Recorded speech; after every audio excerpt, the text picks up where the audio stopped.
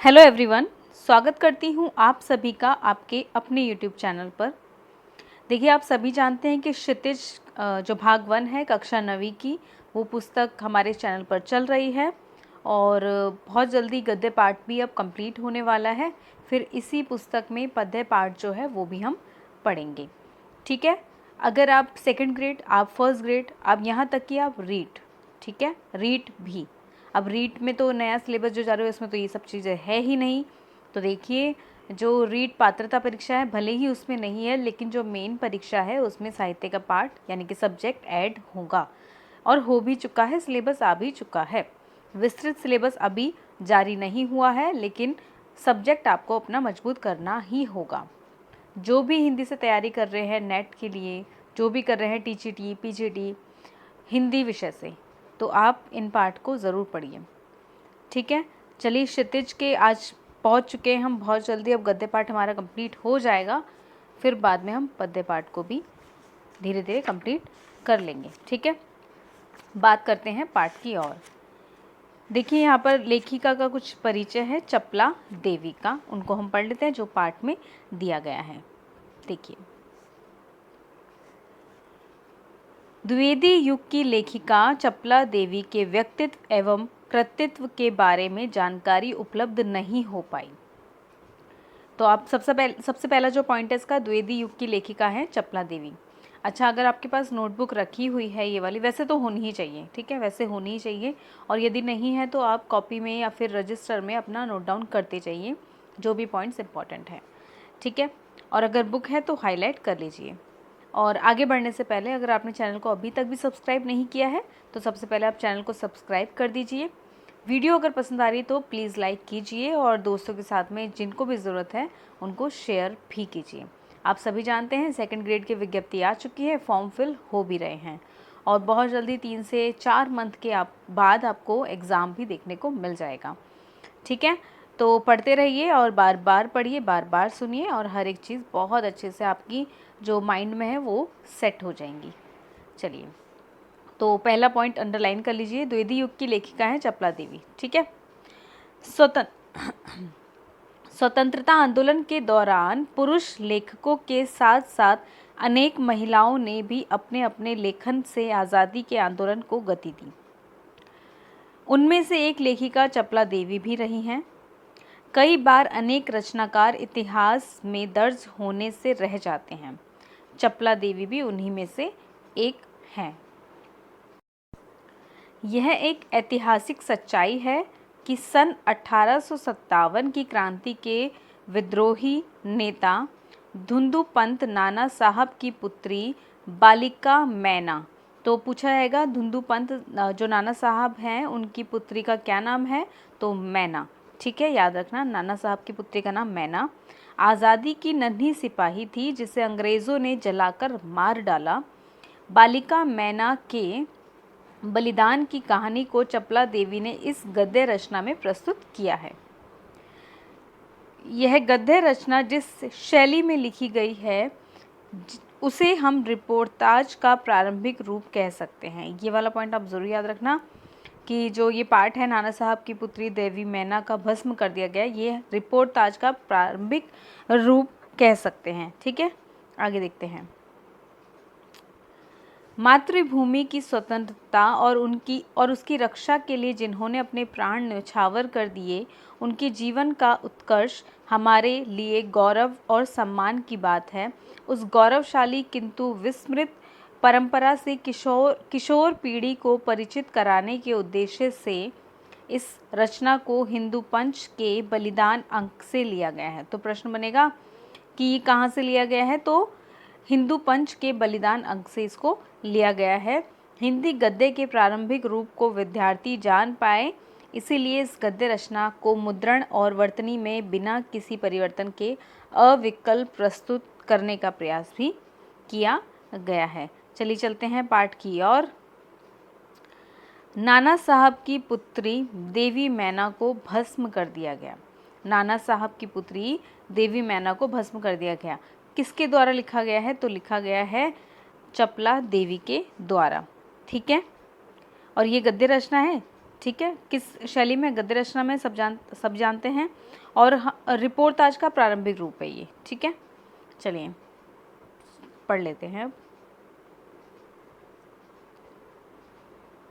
ये देखिए, सन 1857 ईस्वी के विद्रोही नेता धुंधु पंत नाना साहब कानपुर में असफल होने पर जब भागने लगे तो वे जल्दी में अपनी पुत्री मैना को साथ ना ले जा सके।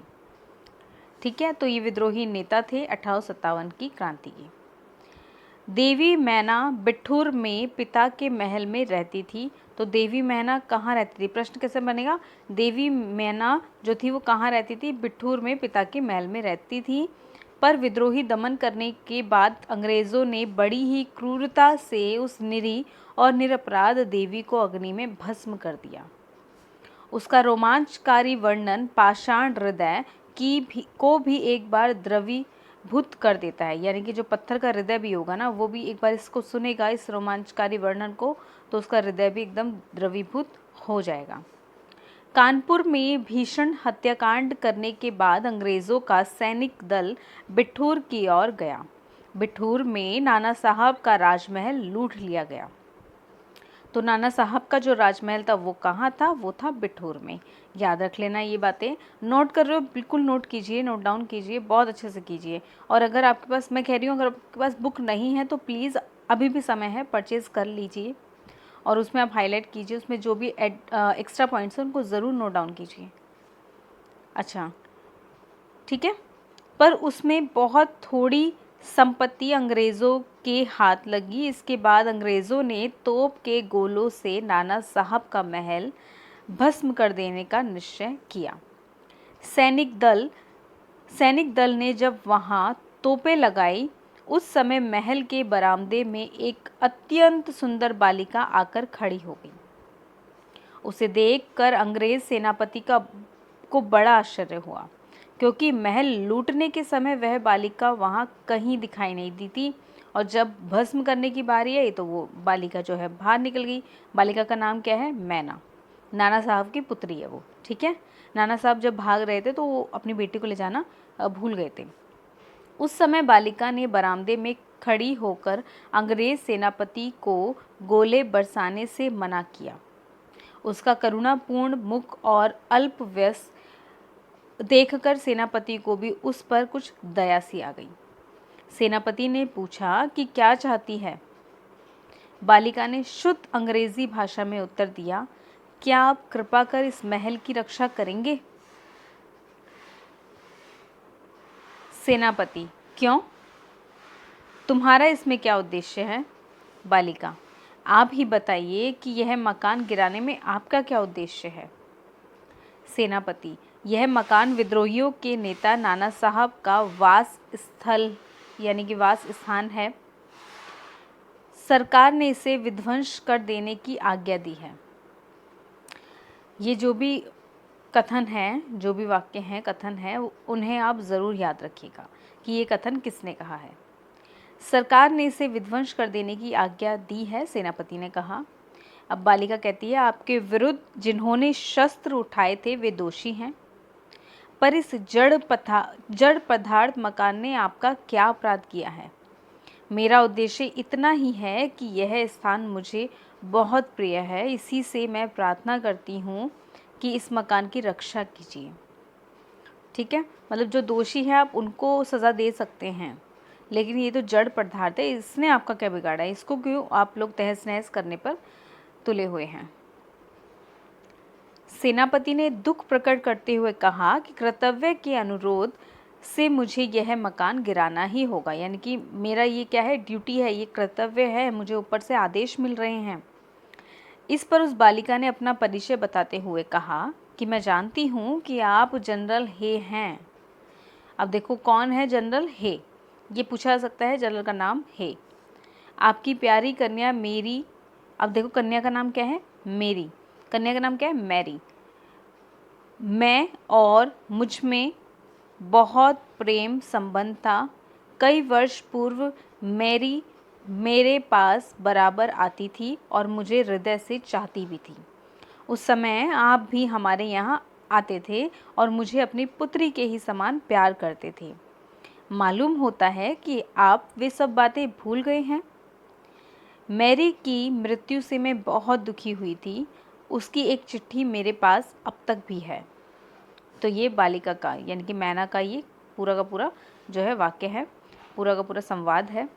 अब देखो, यह सुनकर सेनापति के होश उड़ गए। उसे बड़ा आश्चर्य हुआ और फिर उसने उस बालिका को भी पहचाना और कहा, अरे यह तो नाना साहब की कन्या मैना है। सेनापति हे कुछ क्षण ठहरकर बोले, हाँ मैंने तुम्हें पहचाना कि तुम मेरी पुत्री मैरी की सहचरी हो, यानी कि उसकी दोस्त हो, किंतु मैं जिस सरकार का नौकर हूँ उसकी आज्ञा नहीं टाल सकता, तो भी मैं तुम्हारी रक्षा का प्रयत्न करूँगा। तो उसने कहा कि भाई मेरे को सरकार का नौकर हूँ, मैं नौकरी करता हूँ सरकार की, और ऊपर से मुझे सरकार से आदेश मिल रहे हैं, तो मैं उनकी आज्ञा को भी नहीं टाल सकता, लेकिन मैं तुम्हारी रक्षा करने की भी कोशिश करूँगा। उसी समय प्रधान सेनापति जनरल आउट्रम, अब देखो प्रधान, ये तो थे प्रधान सेनापति, पूछे जाएंगे आपसे कि क्या नाम था, तो उनका नाम था क्या, आउट्रम, जनरल आउट्रम, याद रखना इसको, ठीक है, अंडरलाइन कर लो। और वहाँ बिगड़कर सेनापति हे से कहा, उन्होंने क्या कहा, बिगड़कर सेनापति हे से कहा। देखो सेनापति का नाम है हे और प्रधान सेनापति का नाम है जनरल आउट्रम, याद रख लेना। नाना का महल अभी तक तोप से क्यों नहीं उड़ाया गया, वो उनसे प्रश्न कर रहे हैं। सेनापति हे ने विनय पूर्वक कहा, मैं इसी फिक्र में हूँ, किंतु आपसे एक निवेदन है, क्या किसी तरह नाना का महल बच सकता है। अब जो आउट्रम है वो क्या कह रहे हैं, जनरल आउट्रम क्या कहते हैं, ये देखिए। आउट्रम, जनरल गवर्नर की आज्ञा के बिना यह संभव नहीं है। नाना साहब पर अंग्रेज़ों का क्रोध बहुत अधिक है। नाना के वंश या महल पर दया दिखाना असंभव है। अब सेनापति हे क्या कहते हैं, तो लॉर्ड कैनिंग, यानी कि लॉर्ड कैनिंग उस समय गवर्नर जनरल थे, को इस विषय का एक तार देना चाहिए। उस समय तार चलते थे, आजकल टेलीफोन है, फोन्स हैं, ठीक है, उस समय तार के द्वारा जो संदेश है वो भेजे जाते थे। आउट्रम, आखिर आप ऐसा क्यों चाहते हैं, हम यह महल विध्वंस किए बिना और नाना की लड़की को गिरफ्तार किए बिना नहीं छोड़ सकते। सेनापति हे मन में दुखी होकर वहाँ से चला गया। इसके बाद जनरल आउट्रम ने नाना का महल फिर घेर लिया। महल का फाटक तोड़कर अंग्रेज सिपाही भीतर घुस गए और मैना को खोजने लगे, किंतु आश्चर्य है कि सारे महल का कोना कोना खोज डाला पर मैना का पता नहीं लगा। उसी दिन संध्या समय लॉर्ड कैनिंग का एक तार आया, जिसका आशय इस प्रकार था, लंदन के मंत्रिमंडल का यह मत है कि नाना की स्मृति चिन्ह तक मिटा दिया जाए। ठीक है, तो क्या था कि जो नाना का जो स्मृति चिन्ह, कोई भी चिन्ह अगर है ना उसकी याद का, तो वो भी मिटा दो, इसलिए वहाँ की आज्ञा के विरुद्ध कुछ भी नहीं हो सकता। उसी क्षण क्रूर जनरल आउट्रम की आज्ञा से नाना साहब के सुविशाल राज मंदिर पर तोप के गोले बरसने लगे। घंटे भर में वह महल मिट्टी में मिला दिया गया, यानी कि अब जो है महल को बिल्कुल जला दिया गया है। उस समय लंदन के सुप्रसिद्ध टाइम्स पत्र, अब पूछा जा सकता है उस समय ये जो टाइम्स क्या है, यह एक पत्र है और लंदन का है। पत्र में 6 सितंबर को यह एक लेख लिखा गया, बड़े दुख का विषय है कि भारत सरकार आज तक उस दुर्दांत नाना साहब को नहीं पकड़ सकी, जिस पर समस्त अंग्रेज जाति का भीषण क्रोध है। जब तक हम लोगों के शरीर में रक्त रहेगा, तब तक कानपुर में अंग्रेज़ों के हत्याकांड का बदला लेना हम लोग न भूलेंगे। उसी दिन पार्लियामेंट की हाउस ऑफ लॉर्ड सभा में सर टॉमस है की एक रिपोर्ट पर बड़ी हंसी हुई, जिसमें सर हे ने नाना की कन्या पर दया दिखाने की बात कह दी थी। हे के लिए निश्चय ही यह कलंक की बात है। ठीक है, अब ये तो उन्होंने जब दया की बात कह दी, दया की बात लिख दी, तो सब लोग हंसने लगे, और ये उनके ऊपर एक कलंक की बात थी कि तुम पागल हो, जो अंग्रेज़ों को परेशान कर रहा है, जो तहस नहस कर रहा है, उसी की बेटी को आप बचाना चाहते हो, उसी की महल को आप बचाना चाहते हो। जिस नाना ने अंग्रेज़ नर नारियों का संहार किया, उसकी कन्या के लिए क्षमा। अपना सारा जीवन युद्ध में बिताकर अंत में वृद्धावस्था में सर टॉमस हे एक मामूली महाराष्ट्र बालिका के सौंदर्य पर मोहित होकर अपना कर्तव्य ही भूल गए। देखो लोग क्या कुछ बोल रहे हैं, वो क्या बोल रहे हैं कि उसकी सुंदरता पे वो मोहित हो गए, जबकि ऐसी बात गलत है। जबकि वो तो अपनी खुद की बेटी, जो हे की जो बेटी थी उसी की सहेली थी। हे की बेटी थी मैरी, मैरी की वो सहेली थी। ठीक है, तो लोग क्या कुछ बोलते हैं, है ना, लोगों की ज़बान कुछ भी कह सकती है। चलिए, हमारे मत से नाना के पुत्र, कन्या और कई अन्य कोई भी संबंधी जहाँ कहीं मिले मार डाला जाए। नाना की जिस कन्या से हे का प्रेमालाप, देखो प्रेमालाप तक लोगों ने बोल दिया, जबकि वो उसकी पुत्री की मित्र है, उस पुत्री की क्या है, सहचरी है। ठीक है, मतलब लोग की जो मानसिक स्थिति है वो कितनी भयंकर बीमार है ना, लोग मानसिक रूप से बहुत बीमार हैं, बहुत गलत। उसको उन्हीं के सामने फांसी पर लटका देना चाहिए। सन 57 के सितंबर मास में अर्धरात्रि के समय चांदनी में एक बालिका स्वच्छ उज्जवल वस्त्र पहने हुए नाना साहब के भग्नावशिष्ट प्रासाद के ढेर पर बैठी रो रही थी। पास ही जनरल आउट्रम की सेना भी ठहरी थी। कुछ सैनिक रात्रि के समय रोने की आवाज़ सुनकर वहां गए। बालिका केवल रो रही थी, सैनिकों के प्रश्न का कोई उत्तर नहीं देती थी। इसके बाद कराल रूपधारी जनरल आउट्रम भी वहां पहुंच गया और वह उसे तुरंत पहचानकर बोला, ओह, यह नाना की लड़की मैना है। पर वह बालिका किसी और न देखती थी और न अपने चारों ओर सैनिकों को देखकर जरा भी डरी। जनरल आउट्रम ने आगे बढ़कर कहा, अंग्रेज सरकार की आज्ञा से मैंने तुम्हें गिरफ्तार किया। तो जनरल आउट्रम का जो कथन है ये देखो, क्या कहते हैं वो, अंग्रेज सरकार की आज्ञा से मैं तुम्हें गिरफ्तार करता हूँ। मैना उसके मुंह की ओर देखकर आठ स्वर में बोली, मुझे कुछ समय दीजिए जिसमें आज मैं यहाँ जी भरकर रो लूँ। तो वो अभी दुखी है तो वो समय मांग रही हैं, मगर देखिए आगे। पर पाषाण हृदय यानी पत्थर वाले दिल वाले जनरल ने उसकी अंतिम इच्छा भी पूरी नहीं होने दी। उसी समय मैना के हाथ में हथकड़ी पड़ी और कानपुर के किले में लाकर कैद कर दी गई। उस समय महाराष्ट्रीय इतिहासवेता महादेव चिटनविस के बाखर पत्र में ये छपा था। अब क्या छपा था वो देखिए। कल कानपुर के किले में एक भीषण हत्याकांड हो गया। नाना साहब की एकमात्र कन्या मैना धधकती हुई आग में जलाकर भस्म कर दी गई।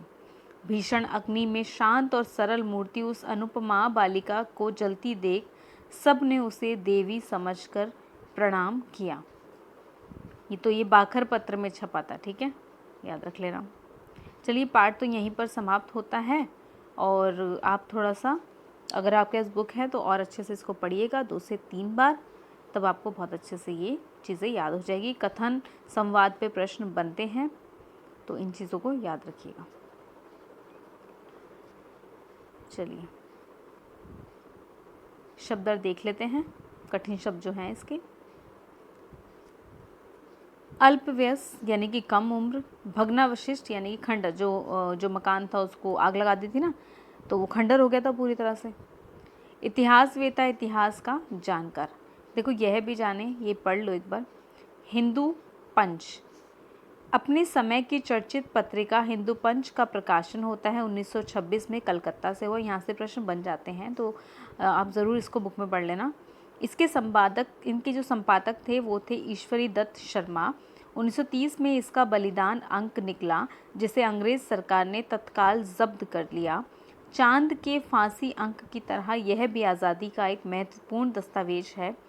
इस अंक में देश और समाज के लिए अपनी जान न्यौछावर करने वाले व्यक्तियों के बारे में भी बताया गया है। तो याद रख लेना, हिंदी पूछा जाएगा, हिंदू पंच का जो प्रकाशन हुआ था वो वर्ष क्या है, तो 1926, है ना। थोड़ा सा इस तरह से याद कर लेना। संपादक कौन थे इनके, ईश्वरी दत्त शर्मा।